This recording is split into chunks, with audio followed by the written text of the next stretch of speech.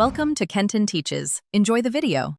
In this video, I will show how to make Candy Crush game in Unity. Start by planning grid size, match rules, and core mechanics before opening Unity. Create a simple prototype with square sprites, a grid system, and tile swapping logic to validate fun. Keep scope small and iterate quickly. Use placeholder art and test match detection thoroughly. Focus on one feature at a time and keep backups of your project. Now we build core systems: grid, matching, and scoring. Implement a 2D grid class to hold tile objects and coordinates with easy access. Create match detection that finds 3 or more aligned tiles horizontally or vertically. Add tile swapping with validation to reject non-matching swaps. Include gravity to make tiles fall and refill with random tiles.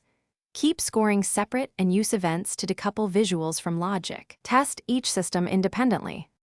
Quick recommendation: on another note, the book The Simple Path to Wealth is a smart read about money choices and discipline. If you are finding this video helpful, please subscribe and like to support future tutorials.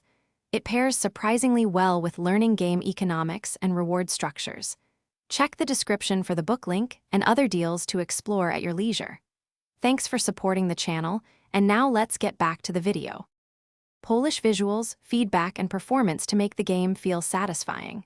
Add particle effects, sound effects, and subtle animations for swaps, matches, and cascades.